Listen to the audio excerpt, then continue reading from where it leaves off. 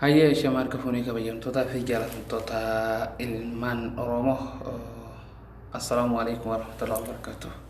Jirra jirtu hordoftoota sooshaal miidiyaa hundi keessanuu akka fayyaa keessanii baga Ramadaan isin ga'e Ramadaan guyyaa sadaffaa kenne jira alhamdulillah. Qur'aana baay'ee tokko akka nama gammachiisu kan yeroo dheeraan duraan na yalabatee har'a deebi'ee argadhe. Wallaalee jechuudha addaanii quraan akkaan nama quraanaan beekne barsiisu harfii akkaataa harfii baratan akkaataa itti zikrii godhan kan salaataa kan attayyaata kan hunda jechuudha yeroo manaa baatu yeroo manatti galtu yeroo gartee jaartii yookaan gaa'ela godhattu akkaataa itti waan hunda du'aa'ee jechuudha du'aa'ee tokkorraa akka 37 waa hedduu jedha. Kan isin barsiisa na hordofaa na faana bu'aa isiniin jedha wanni kun anaafis illee akkaan fayyada waan akkaan nu gammachiisu waan irraa baay'ee tokko jaaladhe keessattuu nama quraana hin beekneef wallaahi wanni kun waan gaariidha wanni irraa sheeka barbaadu hin jirtu harfii tana baraannaa quraana bakka feete bantee qara'uu dandeessa jechuudha. Kanaaf na hordofneen isiniin jedha na faana bu'aa warroonni yuutuuba kiyyaaf harrootaatan yuutuubiin kiyyaa maatii ta'uudhaaf fatiin kabaala jedha. Fatiin kabalee kun isa kana jechuudha. Subscribe godhaa nu guddisaa ilma Oromoo hundi keessanuu walitti as dumbaanuun qabu hundi keenyaa wal haa guddifnu wal bira haa dhaabannu wal haa jajjabeessinu hundi keenyaa waan kana walii gartee wal bira dhaabanii wal guddifnu bornuus faayidaadha.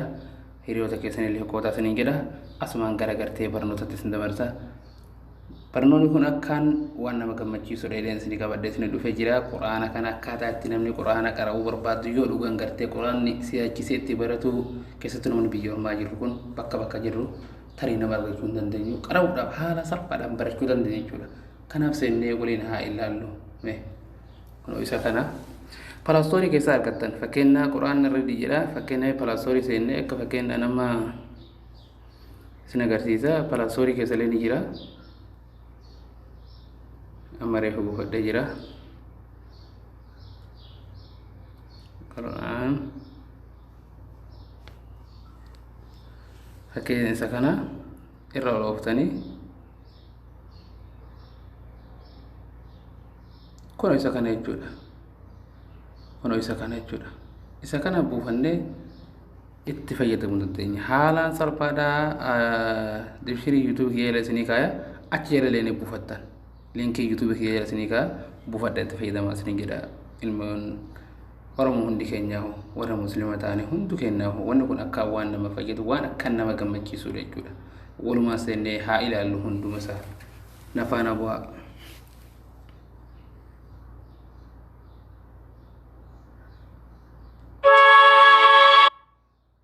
Kun isa kana fakkeenya yeroo banne akka seenu isa jalqabaa ka olii gara gubbaa kanaa tuqnume kun amma jechuudha haala kanaan seentee qara'uu dandeessa. Amma qulqulluu rabbinnaas harfii isaa sirriitti harfiillee addaan namaa bakka asumatti jechuudha harfiin isaa sirriitti addaan namaa biyyuu soddoman guutuu jechuudha. Amma haala kanaan deemu tabbatii ijaazaa qulee jala kaafiruun haala kanaan jechuudha fakkeenya walumaa gala haala kanaan jechuudha. Juusa soddomman akka argachuu dandeessa jechuudha. Soddomman isaa guutuu akka ta'utte akka barbaadde qara'uu dandeessa jechuudha. Fakkeenya laa qosum biyya darbalaatti kana haala kanaan wal fajri quraana juusa soddomman warri beektan itti fayyadamu warri akka kiyyatti hin beekne baradha waan kana qoodarraa fudhaan isiniin jedha. Wanni kun waan akka nama gammachiisudha.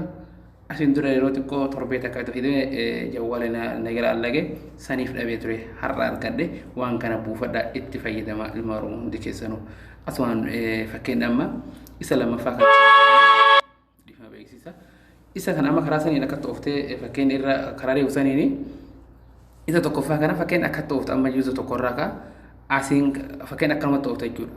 Asiin irra deebitee isa lammaffaa godhatu tartiibaan sii fide jechuudha. Faatihaa irraa baqararraa ilaa qulqulluu rabbinaas itti fakkeenya. Amma qulqulluu rabbinaas kana haala kanaan tokkorraa kaasee hundi isaa guutuu jira jiru soddomman jechuudha. Bakka feene qara'uu dandeenya. Amma faatihaan kana haala kanaan qara'uu dandeessa jechuudha. Fakkeenya akka toofte alif laam miim jecha asirra fakkeenya nama gubbaraa waa qara'uu barbaadde. Fakkeenya dakara bakka feete banattee juusa feeterra kaattee qara'uu dandeetta. Haala salphaadhaan barachuu dandeetta. kana miti ka kana rati fayyidu giran faana wi la sirriti tin tan ilali wan kan borisin fayyida asin dufna ma isa sadafa kana ma wa anu gafata kana nu fayyidu isa afrafa ko ilali fakena ma bu anu ko isa afrafa gara gadi kana don isa gara afrafa ga shana fa gadi kana jul isa kana wato desende hala kana dufna jul bakatana amma tokko farraka ena faano akkuma tooftani irra oftani hundi sa'ati fayyada jechuudha hundi sa haga meeqa jira haga 37 jira jechuudha haga 37 fakkeenya mee 37 kana alhamdulillah alladhi afani mimma ibtalaka bih wa faddalani ala kathirin mimman khalaqa tafdila hala kana jechuudha mee fakkeenya bakka jalqabatti hadeebinu bakka jalqabaa kana taadee tokko farra fakkeenya qarawuudhaaf alif amma ta fakkeenya no amma qarawuudhaaf quraana barachuu barbaane harfi warra harfiin beene keessattuu asirraa barachuu bareen dandeenye jechuudha sirriitti irraa qayyabanna sirriitti nu fayyada jechuudha fakkeenya amma alif ba ta kana fakkeenya amma waw ha hamza ya Mutam warra fakkeenya quraana hin beekne haala salphaan irraa barachuu dandeenya waan kana fakkeenya amma fuula kana yoo akkatti gaffinne alif irraa kaafne alif yaa jecha gaffinne sirriitti qayyabannee dheeraa gabaabaa kamtu jabaata eessatti laafee hunda irraa qayyabachuu qabna fakkeenya asaa dhufu bakka lammaffaa fuula lammaffaa alif fakkeenya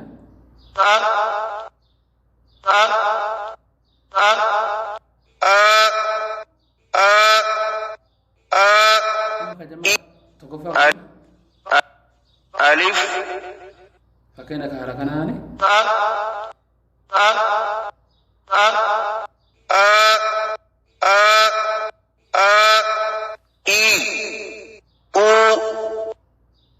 haala kanaan nu qara jechuudha fakkeenya amma ay an in un haala kanaan qara'uu dandeenya jechuudha haala salphaan fakkeenya amma asaa dhufnu ba alif irraa kaafnee guutuu isaa fakkeenya haala kanaan qara'uu haala salphaadhaani saw fakkeenya fuula kanaan as dhufuu dandeenya jib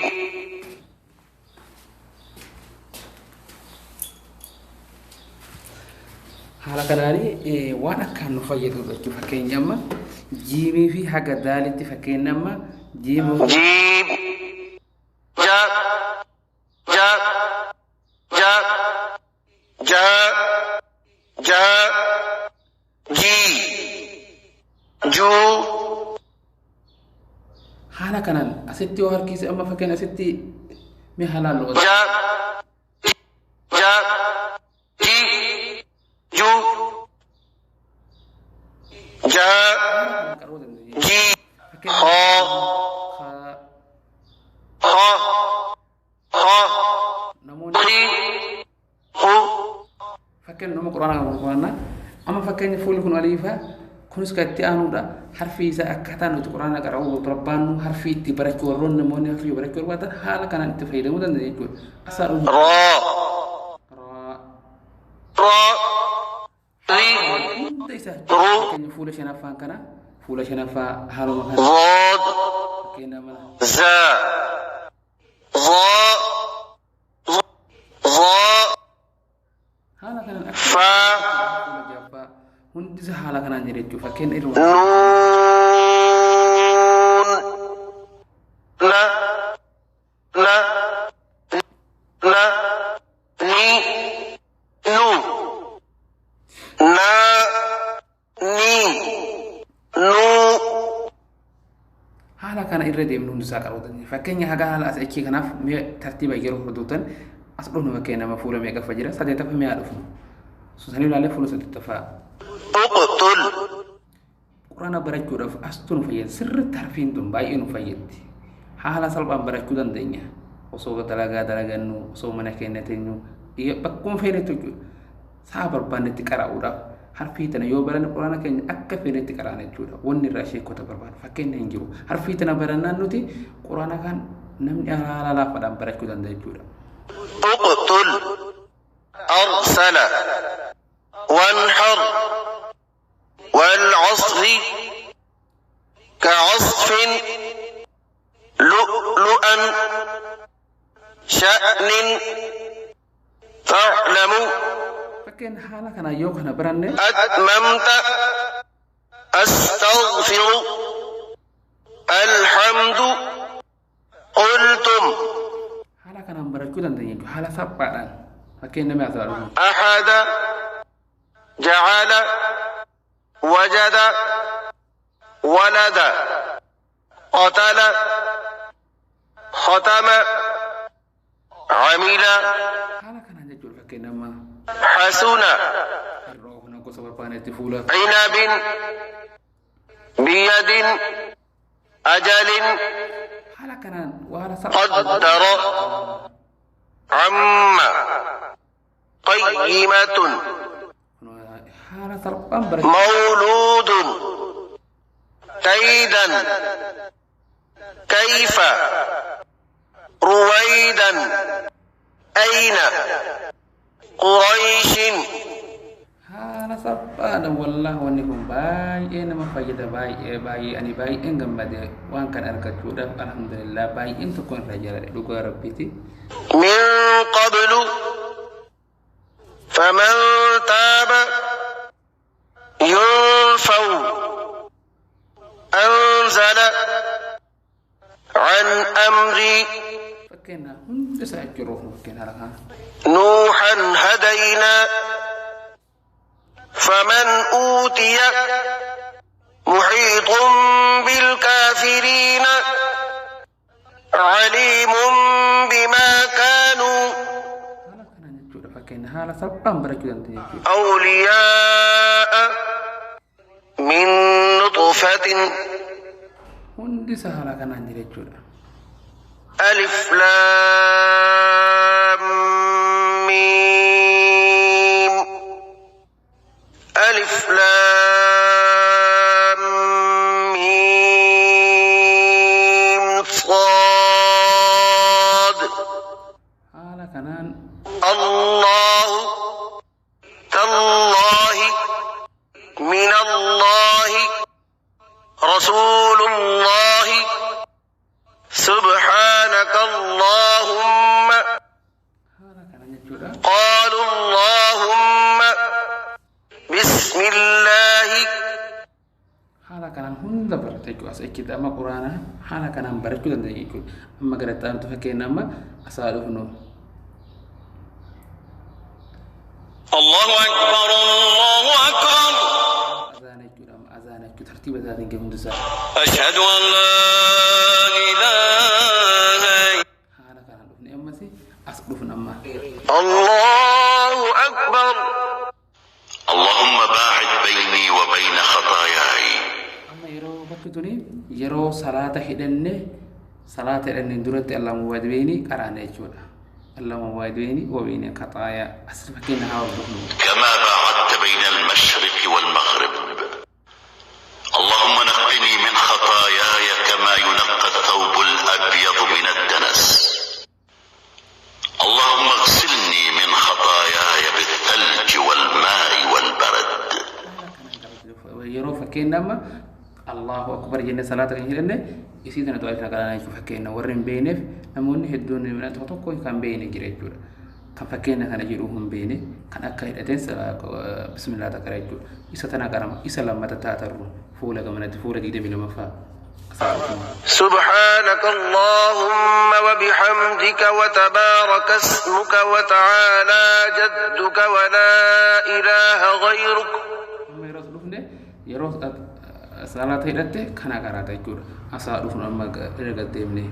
أعوذ بالله من الشيطان الرجيم Haala kanaan qaraata amma yeroo الله أكبر سبحان ربي العظيم سمع الله لمن حمده ربنا ولك الحمد haala kanaan hunda isaa barachuu dandeessa jechuudha. سبحان ربي الأعلى الله أكبر Hundi isaa jechuudha. الله أكبر Asaa dhufnu fakkiin التحيات لله والصلاة الطيبات tayyaata kadhumatti jechuudha كما صليت على إبراهيم haala kanaan hundi اللهم بارك على محمد fakkeenyaaf السلام عليكم ورحمة الله tayyaata baafanne jechuudha fakkeenya gamanaa ta'u اللهم اهدني فيمن هديت وعافني فيمن عافيت وتولني فيمن توليت akka barbaanetti yeroo salaata baafanne qara'uu dandeenyu haala salphaan asirratti baranne jechuudha fakkeenya isaa dhufnu amma اللهم رب هذه الدعوة التامة والصلاة القائمة آت محمدا الوسيلة والفضيلة وابعثه مقاما محمودا الذي وعدته إنك لا تخلف الميعاد azaananii irra bahan kan qaramu jechuudha fakkeenya لا إله إلا الله saadhu fakkeenya hundi isaadha tartiiban jette jechuudha باسمك اللهم أموت وأحيا اللهم إني أعوذ بك من الخبث والخبائث غفرانك بسم الله du'aayin hundi ni jirte jechuudha أشهد أن لا إله إلا الله وحده لا شريك له وأشهد أن محمدا عبده ورسوله du'aayin tun du'aa'ii yeroo waddaannee irraa baanu tan huulaa baaba saddeettan jannataan obbatu du'aa'ii tana jechuudha yeroo waddaannee irraa baanu gara salaataa deemu du'aattanii keenya guutanii irraa baanu du'aa'ii tana karaana jechuudha اللهم اجعلني من التوابين واجعلني من المتطهرين Ja'alni bi'ibaadika saaliin haala du'aa'ii akka nama gammachiistu jechuudha du'aa'ii tana hojjette yeroo waddaatte hunda jettee irraa baate waddattee irraa baate jette du'aa'iin tun baaba hulaa saddeettan jannata siibanti jechuudha اللهم بك أصبحنا وبك أمسينا وبك نحيا وبك نموت وإليك haala kanaan jettu hundi isa jechuudha haga 27 jechuudha اللهم صيبا نافعا أعوذ بالله من الشيطان الرجيم اللهم أهله علينا بالأمن والإيمان والسلامة والإسلام ربنا وربك الله haala kanaan akka salphatti barachuu dandeenya jechuudha seenaa waliif sheer godhaa baradhaa isiniin jedha warroonni yuutuubii keessi jala isinii kaawaa amma yuutuubiin kiyyeessa kanaa fatiin kafalee jedha fakkeenya waan asiin dura gadhiise jedha haala haaluu fakkeenya amma haala bakka ta'an irratti haadha baroota asiin dura isin gadhiise hordofaa sirriitti saabskiraayib keessa argamaa fakkeenya amma asiin dura fakkeenya kanaan barsiise aappii bakka tana tuqaa tana tutanii amma waan asiin dura dhufe linkiin isaa kun utaazzalaa buufachuu dandeenya haala salphaan bifa amma asiin dura viidiyoo barsiisa kana jalatti buufachuu dandeessan jechuudha bakka tana tutanii fakkeenya bakka tuqaa xiqqoo tana tutan azzalatti azzalaa buufachuu dandeettan linkii isaa yookaan palaastoorii isin buufachuu dandeettan telegiraama kiyyalee isin maxxansa achirratti nuti hordofuu dandeessanii haalaan gaariidha saabskiraayib godhaa nu guddisaa jajjabaadhaa isin jedha barnoonni kun akkaan nama fayyada seenaa irra baradhaa. Assalaamu alaikum warahmatullaahi wabarakaatuh.